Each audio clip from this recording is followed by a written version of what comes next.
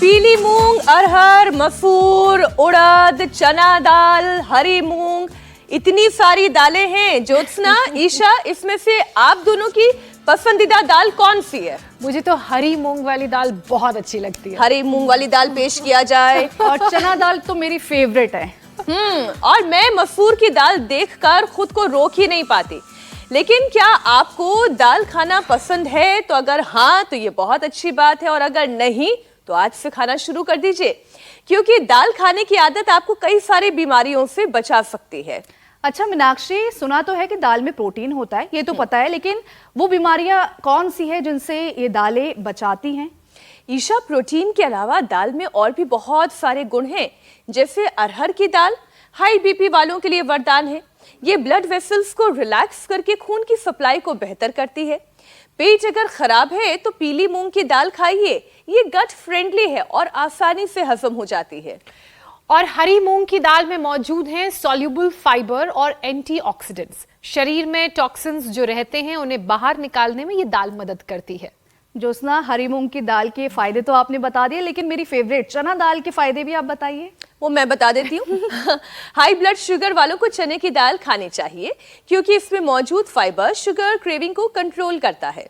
सिर्फ यही नहीं, न्यूट्रिएंट्स अगर आपने ज्यादा लेने हैं तो इनकी सीक्वेंसिंग का भी आपको पता होना चाहिए। न्यूट्रिएंट्स सीक्वेंसिंग, अब ये क्या है? इसका मतलब ये है खाने का सही तरीका, यानी पहले क्या खाएं बाद में क्या खाएं। चलिए वो भी बता देती हूँ। देखिए, खाने में सबसे पहले फाइबर ले, यानी कि सलाद, हरी सब्जी, क्योंकि इनमें मौजूद फाइबर शुगर स्पाइक को रोकता है।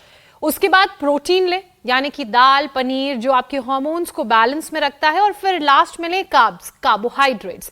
खाना खाने का ये सीक्वेंस शरीर में कार्ब से मिलने वाली एनर्जी को कंज्यूम करने में मदद करता है। साथ ही जो प्रोटीन है वो आपकी मसल बिल्डिंग का भी काम करता है। और सबसे जरूरी है माइंडफुल ईटिंग करें, यानी कि आराम आराम से खाना खाएं, इंजॉय करके खाना खाएं। खाना इस तरह ना खाएं कि भागम भाग लगी हुई हो, इस तरह खाएं कि शरीर को पूरा पोषण मिले, हाजमा बिगड़ने की नौबत ना आए, और ना ही पाचन से जुड़ी हुई बीमारियां आपकी जान ले पाएंगी, ना आपकी जान को आफत में डाल पाएंगी। तो mindful eating is the key.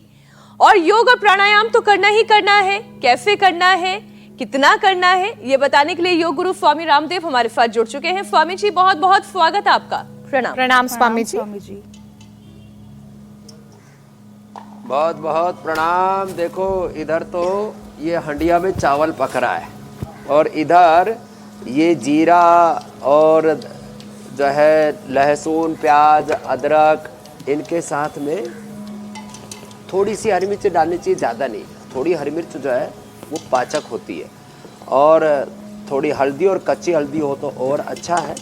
और इसमें सब डाल करके, और हींग, ये पूरे भोजन को स्वादिष्ट भी बनाता है, और ये पाचक का भी काम करता है हींग। और इसके बाद ये उड़द जो है ना, उड़द है, मूंग है, ये साबुत उड़द, ऐसा।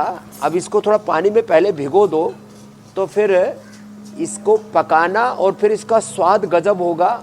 और जैसे दाल मखनी में तो छिलके वाली दाल लोग खाते हैं, लेकिन यहाँ यूपी में तो उड़द जो है वो लोग धुला हुआ ही ज़्यादा खाते हैं। धुली हुई उड़द की दाल, धुली हुई मूंग की दाल, ये सेहत के लिए अच्छी नहीं होती। ये आज साबुत मूंग, और रोटी देखो रंग बिरंगी। ये इसमें चुकंदर भी है, फिर बेसन वाली भी है, फिर बाजरे की भी है, रागे की भी है, और इधर फिर ये मक्खन और मिश्री का जो संयोग है वो तो अप्रतिम है। इधर दही भिगोया जा रहा है, और इस दही में मक्खन भी गजब का है।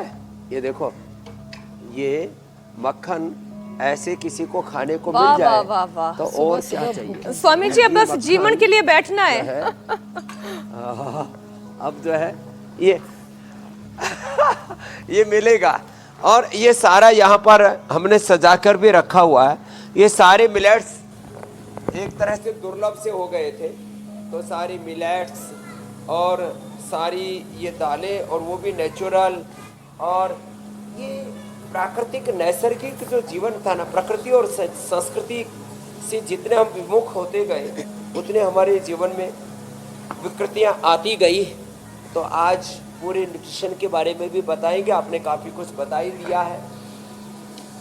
एक बार सुबह सूर्य नमस्कार। आज मेरे साथ यहाँ पर भाई हैं 44 यूनिट इंसुलिन बंद हो गई, बीपी शुगर थायराइड की गोलियां बंद हो गई, इंसुलिन बंद, डायलिसिस बंद, सारे सिंथेटिक दवा, ये सिंथेटिक सारे न्यूट्रास्यूटिकल, सिंथेटिक जूते चप्पल कपड़े, पूरी जिंदगी में कृत्रिमता आ गई, बनावट और मिलावट, इससे जिंदगी खतरे में पड़ गई थी।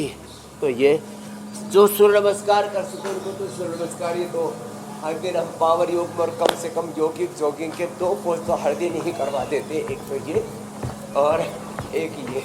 अब ऐसे मैं 100 साल तक लोगों को उछलता कूदता देखना चाहता हूँ और 100 साल तक दंड बैठक भी लगाता हुआ देखना चाहता हूँ। इसलिए हम हर रोज़ खुद भी लगाते हैं, ऐसे 10-20 बार से शुरू करके यूँ, और फिर ये तो गजब है, ऐसे ये, और फिर इसमें ये ऐसे और ऐसे।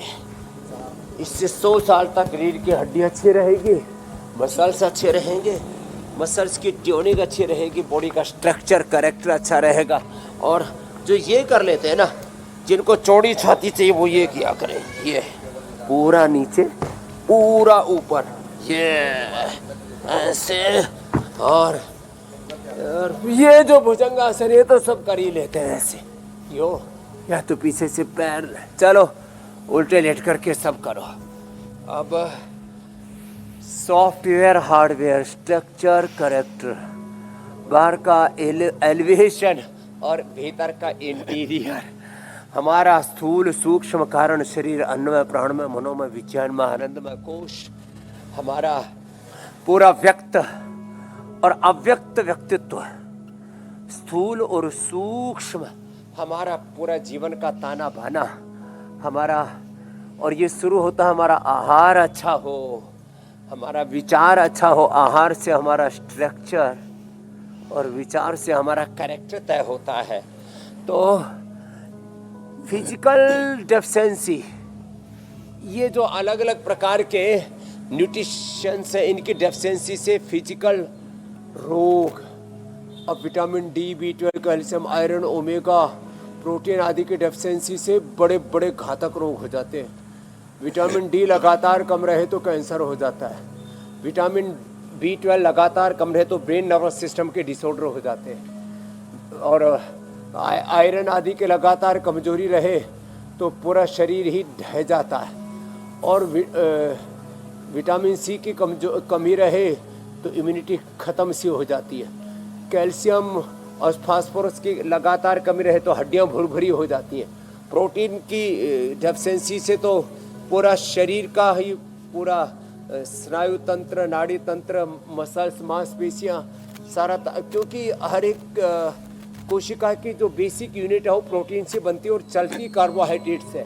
तो कार्बोहाइड्रेट सही मात्रा में, वो भी चीनी से नहीं, वो भी फलों के मिठास से, नेचुरल जो मिठास है उससे, कृत्रिम मिठास है। जिसकी बात करें स्वामी जी, ग्लूकोज की बात करें, आप फ्रुक्टोज की बात कर रहे हैं। बेसिक यूनिट बनती है प्रोटीन से और चलती है प्राकृतिक मिठास से। जी मेरी बहन। अब स्वामी जी देखिए, आज जब दालों को लेकर चर्चा हो रही थी और उससे पहले जब हम रिसर्च कर रहे थे तो मैं सोच रही थी कि मैं राजस्थान से आती हूँ और राजस्थान में तो पंचमेल दाल का चलन है, 5 तरीके की दालों का मिश्रण बनाकर और फिर उसे खाना, तो कितना पौष्टिक आहार ये हुआ करता है। बहुत से लोगों की थाली से पंचमेल दाल कम हो गई है, लेकिन अभी भी बहुत सारे अंचल ऐसे राजस्थान के भी जहां पर हर दूसरे दिन पंचमेल दाल बनती है। अब उसके पीछे का कारण क्या है ये अब समझ में आया इस रिसर्च के बाद। स्वामी जी, एक रिसर्च और कहती हूँ, WHO के अनुसार दुनिया की करीब 40% आबादी कभी ना कभी पाचन की समस्या से जूझती है। क्या हमारी प्लेट में दाल जैसी प्रोटीन रिच चीजें इस समस्या को कम कर सकती हैं? हरी मूंग की दाल हो गई, मूंग मसूर हो गई, उड़द की दाल हो गई। अच्छा, कहते हैं उड़द की दाल बाई करती है। कितनी क्वांटिटी में उड़द की दाल खानी चाहिए या कितनी क्वांटिटी में चना दाल खानी चाहिए कि वो बाई ना करे? देखो, उड़द है, चना है, छोला है, ये सब ना ज़्यादा मात्रा में नहीं। एक कटोरी दाल चाहे उड़द की खाओ, चाहे छोले खाओ, चाहे चने खाओ, कोई दिक्कत नहीं है। बात तब आती है जब लोग जो है रोज खाते हैं। सप्ताह में एक दिन खाओ ना। अर्थराइटिस वाले भी एक दिन उड़द की दाल खाएंगे। उड़द तो सबसे ज़्यादा ताकतवर दाल है। उड़द में सबसे ज़्यादा ताकत है, सबसे ज़्यादा पौष्टिकता है, पोषण है। चने में सबसे ज़्यादा, चना में, छोला में सबसे ज़्यादा प्रोटीन है। लेकिन रोज़ मत खाओ ना। सप्ताह में एक दिन चने की खाओ, एक दिन उड़द की खाओ, एक दिन जो है वो चने मोटे वाले काबली चना बोलते हैं उसको खाओ, एक दिन मूंग की दाल खाओ, एक दिन अरहर की, एक दिन मसूर की। तो सप्ताह के 7 दिनों में 7 तरह की दालें खा लो ना। मूंग है, मोठ है, उड़द है, अरहर है, मलका है, फिर मिक्स दाल जैसे आपने कहा उसको खाओ। तो ये एक तरह की दाल रोज पक रही है रसोई में। हमारे घर में तो मूंग खाया जाता है और किसी किसी घर में तो धुला हुआ मूंग। अरे मेरे राम राम राम, धुली हुई कोई दाल त्वक्वा ऐसा औषधि राम सारा, धुली हुई कोई भी दाल अच्छी नहीं। अब क्या करें, ये जो है वैसे तो चने की दाल भी बिना धुली अच्छी होती है, लेकिन ये चने की दाल और ये अरहर की दाल ये तो धुली हुई लोग ज़्यादा खाते हैं। बाकी कम से कम बाकी तो मत खाओ। कभी कभी खा लिया चलो, धुली मूंग या धुली उड़द तो, लेकिन ज़्यादातर कोशिश करें कि नेचुरल रूप में इनका सेवन करें। तो दालें जो है छिलके वाली और अलग अलग दिन अलग अलग दाल, और सारे मिलेट्स, किसी दिन रागी, किसी दिन जवार, किसी दिन बाजरा, किसी दिन मकई। अब कोई कहे कि जी जैसे आप कह रहे थे ना उड़द की दाल थोड़ी बाई करती है, बाजरा थोड़ा गर्मी करता है। अरे लोग मुर्गा खाते हैं, अंडा खाते हैं और इतने मिर्ची मसाले खाते हैं, इतने गरम गरम चीजें खाते हैं। राजस्थान में तो कहीं कहीं तो 12 के 12 महीने लोग बाजरा खाते हैं। जैसलमेर, जोधपुर, बाड़मेर, बीकानेर में मैंने देखा है, और 100 साल के लोगों से मैं मिला हुआ हूँ। कोई दिक्कत नहीं है। बात तो फिर सही भी है।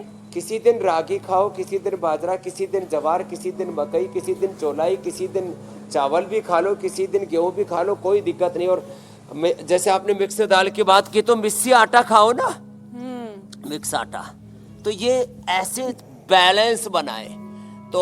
और तेल भी किसी दिन तिल का, किसी दिन सोयाबीन का, किसी दिन जो है वो सरसों का, किसी दिन राइस ब्रान, किसी दिन नारियल, ऐसे अलग अलग तेल, अलग अलग दालें, अलग अलग आटा, और फिर अलग अलग फ्रूट्स, अलग अलग ड्राई फ्रूट्स, अलग अलग शाक सब्जियां। ऐसे एक ये जो विविधता की संस्कृति है ना हमारी, ये बड़ी जबरदस्त है। आहार की दृष्टि से भी, विचार की दृष्टि से भी, सांस्कृतिक दृष्टि से भी, राजनीतिक दृष्टि से भी। ये विविधता में जो एकता और एकता में अनेकता, अनेकता में एकता का ये जो सूत्र है, ये संस्कृति का भी और स्वास्थ्य का भी है जी। तो मंडूकासन भी थोड़ा लंबा करें, पाचन के यानी विविधता, अलग अलग तरीके की दालें, एकता एक साथ मिलकर बना दें, और फिर अनेक तरीके के पोषण जो है एक ही कटोरी में पालें। अच्छा स्वामी जी, ICMR की स्टडी ये कहती है कि भारत में हर तीसरे व्यक्ति को गैस की प्रॉब्लम है, एसिडिटी है, बदहजमी की शिकायत है। तो क्या माइंडफुल ईटिंग और यौगिक खानपान से इसका बचाव किया जा सकता है, या यूं कहें कि माइंडफुल ईटिंग से ही इसका बचाव किया जा सकता है, बाकी सारी रेमेडीज तो बहुत बाद में आती हैं? हाँ, माइंडफुल ईटिंग क्या है? एक तो वात, पित्त, कफ, त्रिदो। देखो 3 तरह की मूल प्रकृति होती है, किसी की वात, किसी के पित्त, किसी की कफ प्रधान, किसी के सत्व, किसी के रजस, किसी की तमस। तो वात, पित्त, कफ, सत्व, रजस, तमस, प्रकाश, क्रिया, स्थिति, शीलम, भूतेन्द्रियात्मकम, भोगा, पुरुषार्थम, तिष्यम। किसी के प्रकाश, किसी की क्रिया, किसी की स्थितिशील, किसी की वात, किसी के कफ, किसी की पित्त प्रधान प्रकृति होती है। तो अपनी प्रकृति के अनुरूप आहार ले।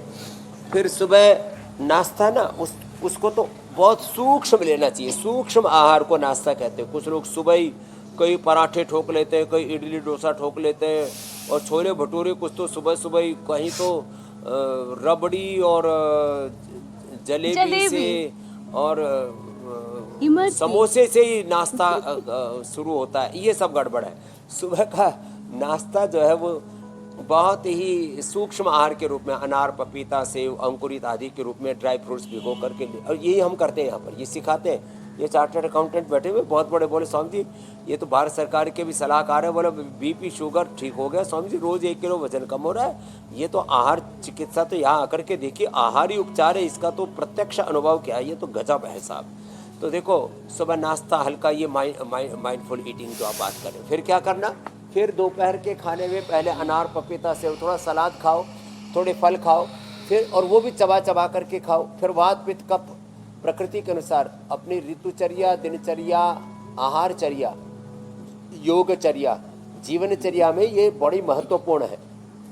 तो अपनी प्रकृति के अनुसार फिर अंत में थोड़ा मिष्टान आदि या जो देर से हजम होने वाली चीज़ है उसको सबसे लास्ट में खाना चाहिए। कुछ सबसे पहले हलवा ठोक लेते हैं, फिर ऊपर से खाते हैं हलवा, खीर और जो भी चीज़ें है भारी, तो ये लास्ट में खाया करें, थोड़ी मात्रा में खाया करें, 50-100 ग्राम, इससे ज़्यादा नहीं। और यदि आप बहुत हेल्थ कॉन्शियस हैं तो चम्मच के हिसाब से खाओ, 1-2 चम्मच, लेकिन 1-2 चम्मच से जी तो नहीं भरता ना। तो आदमी जब तक 100-200 ग्राम ठोक नहीं लेता, ये ठोका ठाकी बंद करनी पड़ेगी। इसलिए 3-4 मिनट तक 1 चम्मच हलवा सिर्फ जीभ को खिलाओ और फिर जीभ को समझाओ 9 बजे।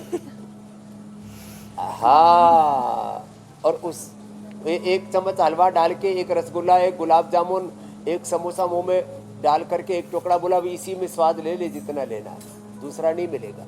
ऐसे ये अस्वाद का व्रत इसको अपनाना चाहिए।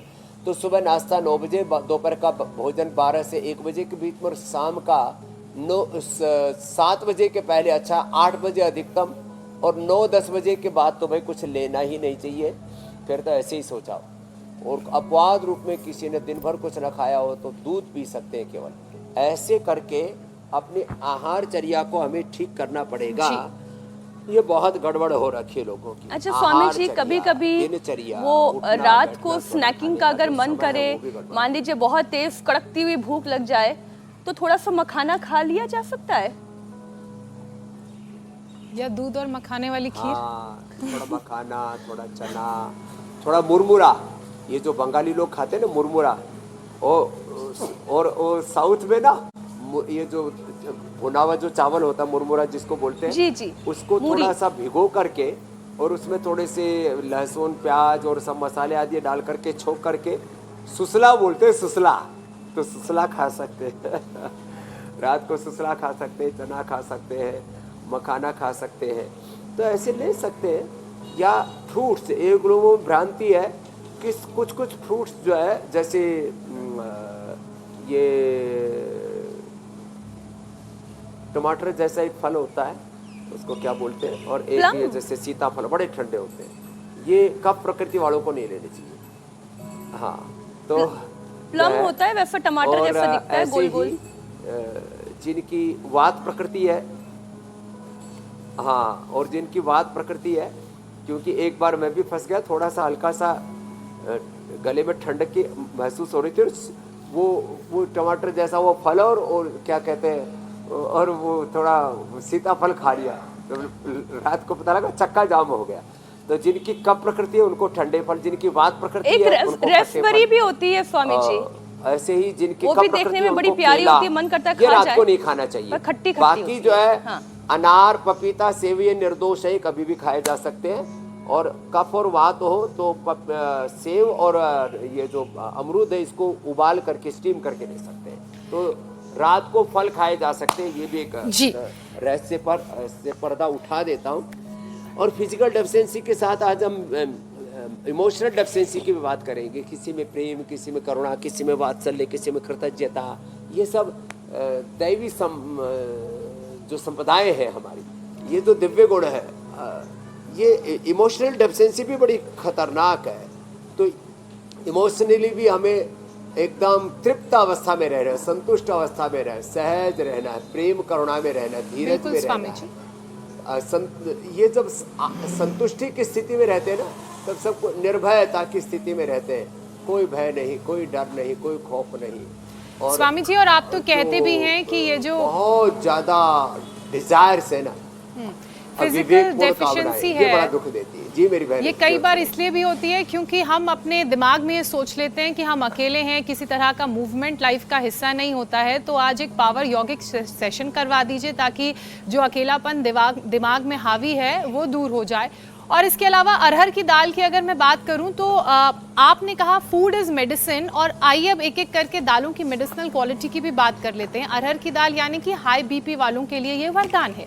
तो स्वामी जी, क्या योगासन और सही खान पान मिलकर ब्लड प्रेशर के साथ साथ पाचन दोनों को संतुलित कर सकते हैं?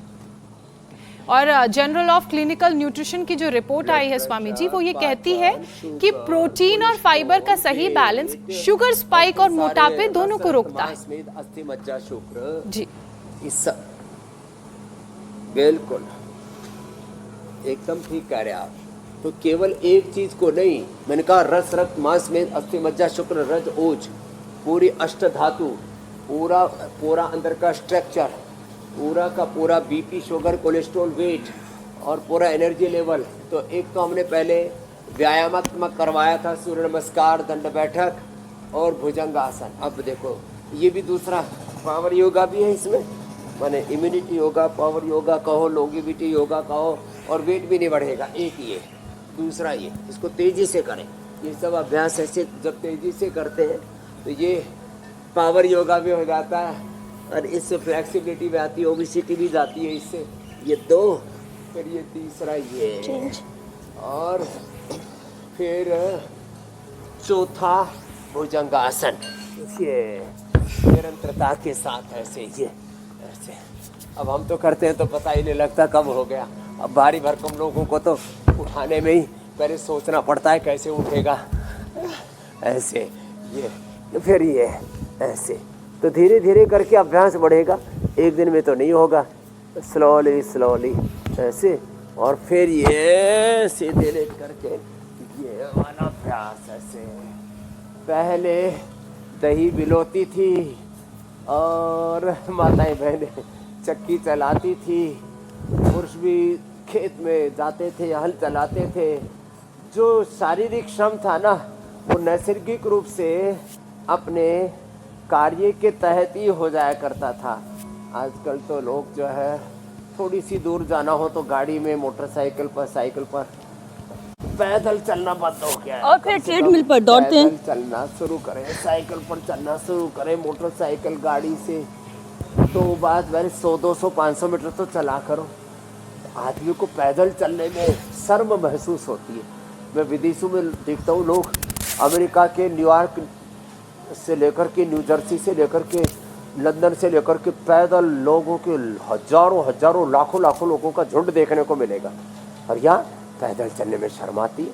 कुछ पता नहीं कौन से नई दिल्ली का क्या है वो, खारी बावली क्या बोलते पता नहीं, कुछ ऐसे है स्वामी जी बाजार, वहाँ तो थोड़े बहुत लोग पैदल चल लेते हैं। अब खारी है कि मीठी है तो कुछ जगह थोड़े बहुत लोग पैदल चलते देखने को मिलते हैं। हाँ, तो ऐसे बावले हो रखे हैं। तो और इसलिए स्वामी जी लोगों को थोड़ा पैदल चलने का अभ्यास करना चाहिए। ऑफिस में भी कल परसों एक हमारे यहाँ जनरल साहब है, गिल साहब मिले, बोले जी 7 मंजिला मेरा ऑफिस है, एक बार भी मैंने लिफ्ट का प्रयोग नहीं किया। ऑफिस में लिफ्ट का प्रयोग, हर जगह हमने श्रम का तिरस्कार किया है और उससे बीमार हो गए। जो करेगा श्रम का तिरस्कार वो पड़ेगा बीमार। इसलिए पुरुषार्थ करो, श्रम करो और भीतर से विश्राम में रहो। विश्राम मूलक श्रम, निवृत्ति मूलक प्रवृत्ति, निश्रेयस मूलक अभ्युदय, विरासत मूलक विकास, यही है जीवन की प्रगति का आधार, नहीं तो दुर्गति होगी। स्वामी जी एक और विषय में ले लेती हूँ। भारत में हर साल करीब 2 करोड़ लोग पाइल्स और कब्ज जैसी बड़ी बीमारियों का शिकार हो रहे हैं और हर दिन हो रहे हैं। क्या योग और प्राणायाम के साथ साथ हमारा आहार इसका स्थायी समाधान निकाल सकता है? हालांकि हम इस विषय पर कई मर्तबा बात कर चुके हैं, लेकिन हमारा तो मोटो ही ये है कि जब तक हर व्यक्ति निरोगी ना हो जाए तब तक हर दिन ये करना है। ये मुहिम चलती रहेगी, ये अभियान, ये पुरुषार्थ चलता रहेगा। योग को दिनचर्या बनाना ही पड़ेगा। देखो आप जो संख्या बता रहे हो ना, ये तो कुछ रिपोर्टेड केस है मेरी बहन मीनाक्षी जी। हर दूसरा आदमी परेशान है, किसी को गैस है, किसी को कब्ज है, किसी को कोलाइटिस है और किसी को कॉन्स्टिपेशन कोलाइटिस दोनों साथ साथ हो जाते हैं। गैस एसिडिटी कॉमन है, फिर लंबे समय तक गैस कब्ज एसिडिटी चलती है तो पायस फिसर फिस्टुला हो जाते हैं। पाचन तंत्र ठीक रहे तो हमारा एपोप्टोसिस अच्छा रहेगा, मोटापा नहीं होगा। लाइपोजेनेसिस कम होगा, लाइपोलाइसिस ज़्यादा होगा, मोटापा नहीं रहेगा। पाचन अच्छा रहे तो कोलेस्ट्रॉल नहीं बढ़ेगा, पाचन अच्छा रहे तो शुगर भी नहीं होगा और हमारा पाचन तंत्र अच्छा रहे, पित्त ना बढ़े तो बीपी भी ठीक रहेगा। पाचन तंत्र की बड़ी भूमिका है, इसलिए मैं तो कहूँगा हर दूसरा आदमी का पाचन गड़बड़ है और किसी किसी घर में तो सब लोगों का ही पाचन गड़बड़ है, यह हालत रहती है। पवन मुक्तासन इसलिए सबके लिए ज़रूरी है। उत्तान पादासन 1-1 मिनट 2-2 मिनट ये आसन करने ये सबके लिए ज़रूरी है। जो पवन मुक्तासन उत्तान पादासन करेंगे और जो सेतुबंध आसन करेंगे, इसलिए हम रोज़ करवाते हैं। जो पादांगुष्ठ नासा स्पर्शासन करेंगे ये ऐसे। अब एक आसन 1-2 मिनट लगातार करना पड़ेगा। 99% लोगों की धरण डिगी हुई है। लो धरण, ये नाभि और ये कोड़ी, नाभि और कोड़ी दोनों डिगी हुई है। ये पवन मुक्तासन से, उत्तान पादासन से, पादांगुष्ठ नासा स्पर्शासन 1-2 मिनट लगातार करना पड़ेगा। ऐसे बहुत खराब हालत है लोगों की। सेतुबंध ये अच्छी कंडीशन में नहीं है लोग। ऐसे इसको ठीक से करें और ये पाचन के लिए गजब अभ्यास है। तो पवन मुक्तासन, उत्तान पादासन, पादांगुष्ठ नासा स्पर्शासन, सेतुबंधासन जिनसे बन पाए ना तो ये हलासन भी बहुत जबरदस्त होता है। हाथ ऐसे रख सकते हैं सीधे इसमें और घुटने सीधे और ऐसे पंजे यूँ तने हुए और यूँ पैर ले आए ऐसे, ये स्थिति है। और इसमें बने रहे 1-2 मिनट बने रहेंगे तब इसका लाभ पूरा मिलेगा। लोग करते तो है, आंशिक रूप से करते, थोड़ा सा करते हैं, उससे पूरा लाभ नहीं मिल पाता है। तो मैं सबसे कहूँगा पूरा करें, मंडूकासन भी पूरा करें, योग मुद्रासन भी पूरा करें। लोग 10-20 सेकंड करते हैं, मैं कहता हूँ भाई कम से कम पूरा लाभ पाना है तो 2-3-5 मिनट करो। और जिनको बहुत पुराने पेट की बीमारियां हैं, पुरानी शुगर हो गई है, तो 5-10 मिनट हम मंडूकासन ऐसे ऐसे और ऐसे 2 तरह से हाथ मुट्ठियां बंद और एक आसन को 5-10 मिनट करते हैं ना तब पूरा लाभ मिलता है। लोग आधा अधूरा करते फिर कहते हैं बाबा जी लाभ नहीं। मैंने कहा तुम तो योग को भी बदनाम कर दोगे, योग पूरा करो भाई।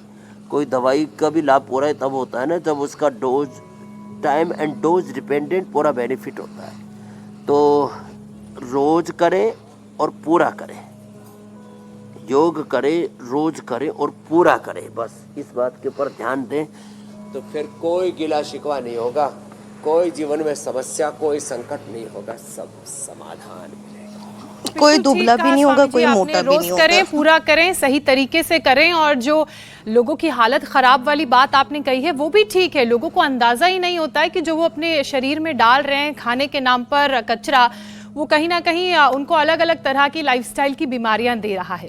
स्वामी जी, अब एक जो स्टडी आई है हाल ही में उसका जिक्र कर लेती हूँ। फूड ऑर्डरिंग एप्स की वजह से फास्ट फूड का जो सेवन है वो 35 यानी 35% बढ़ गया है। क्या यही बदलती लाइफस्टाइल हमारे हाजमे की सबसे बड़ी दुश्मन बन गई है? एकदम ठीक कह रहे। ये जो है ना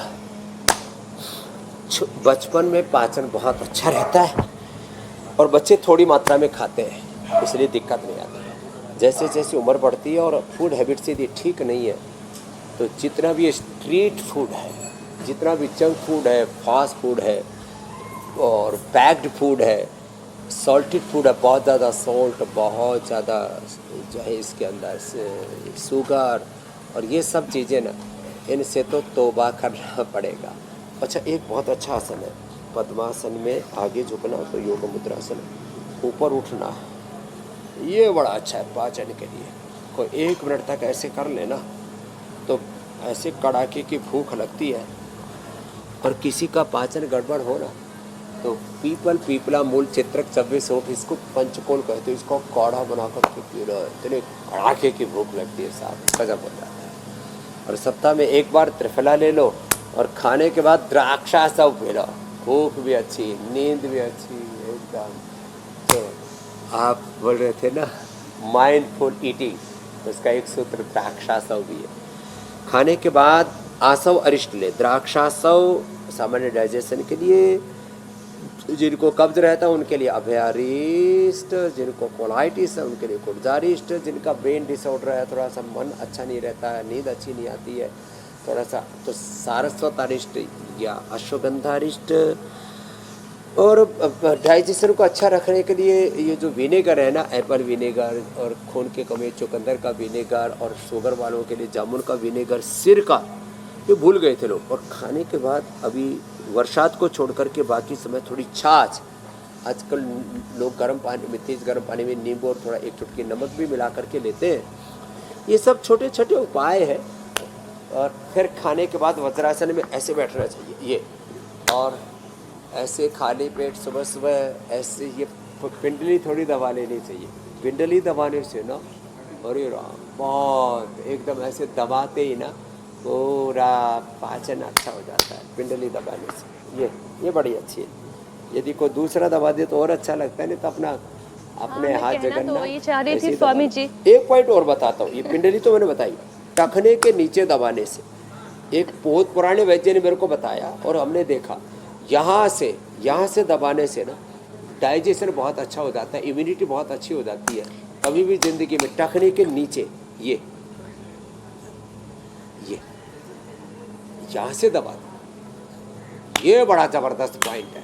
यहाँ से ये जी, डाइजेशन के लिए, पेट के लिए, पाचन के लिए, गैस कब्ज एसिडिटी के लिए और थकान उतारने के लिए। तो बड़े बुजुर्गों के ना यहाँ से दबा दिया करें, यहाँ से जी।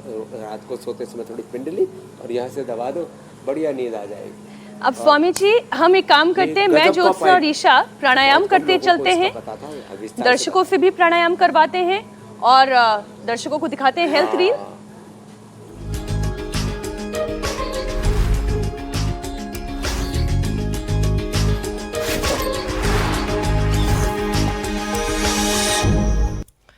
स्वामी जी, ये तो हम सभी जानते हैं कि आजकल रील का ज़माना है और ख़ासकर फिटनेस से जुड़ी रील्स इस वक्त सोशल मीडिया पर बहुत सारी हैं, जिनमें कई बार सही गलत का फ़र्क करना थोड़ा मुश्किल हो जाता है।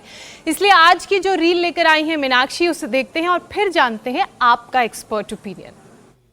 घर पर ये कैसे पता करें कि आपका हार्ट हेल्दी है या नहीं, इसके लिए कुछ टिप्स मैं आपको दे रही हूँ।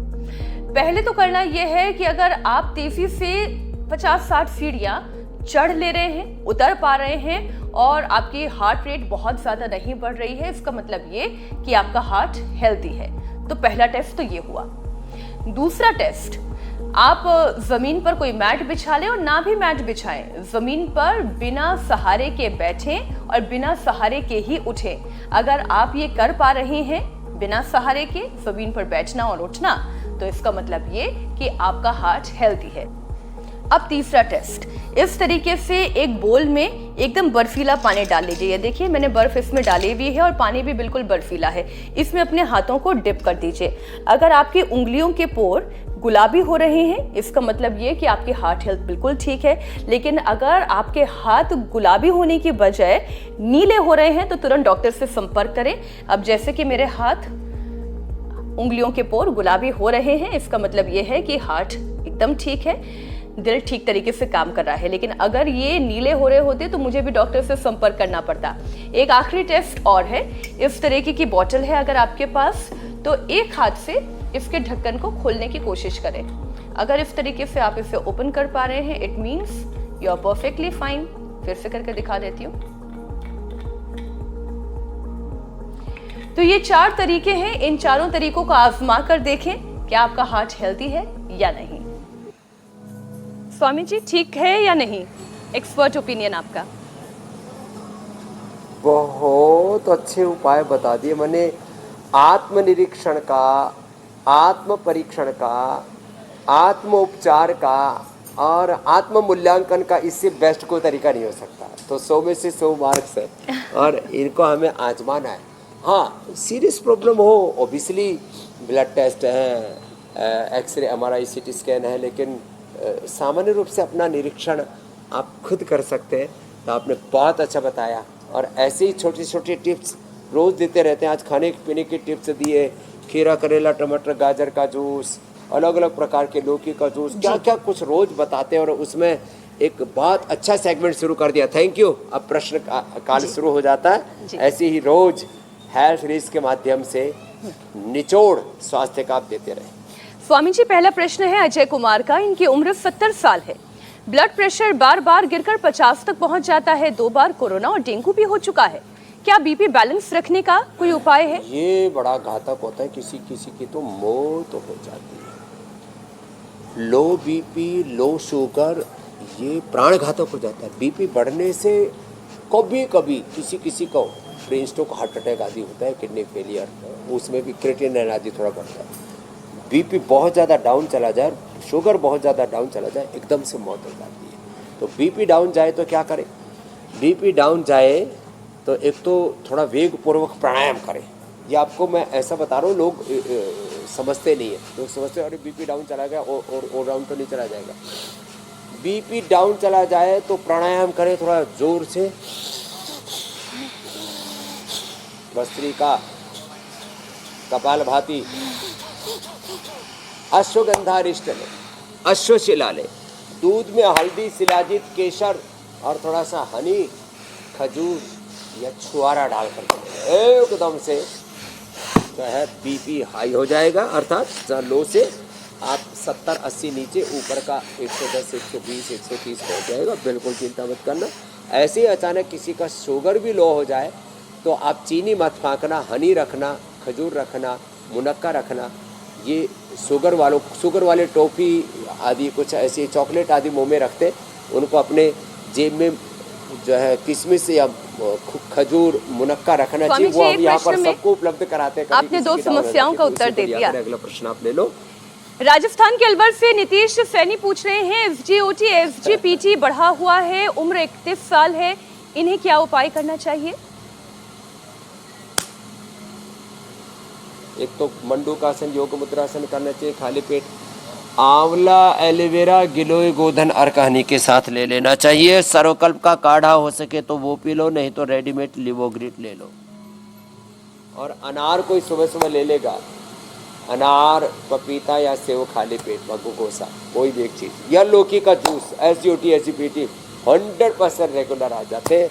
थोड़ा पिंडली दबाने वाला जो प्रयोग बताया था वो भी अच्छा है जी। अगला सवाल स्वामी जी पाली राजस्थान से कैलाशी चौधरी का है। उनकी उम्र 29 साल है, गैस और कब्ज की परेशानी है। जल्दी से इनके भी प्रश्न का उत्तर दे दें। बस गैस के लिए तो गैसर चूर्ण ले लो या खाली पेट लहसुन का सेवन कर लो, और कब्ज के लिए तो त्रिफला चूर्ण या चबा चबा करके खाना खाएं। लौकी की मात्रा बढ़ा दे, कब्ज दूर हो जाएगी, और थोड़ा कम खाएं और खुश रहें। लौकी खाएं, कब्ज भगाएं, खुश रहें, ये सबसे बड़ा उपाय है। स्वामी जी, अब आपसे विदा लेने का वक्त है। बहुत बहुत धन्यवाद। प्रणाम। धन्यवाद स्वामी जी। प्रणाम।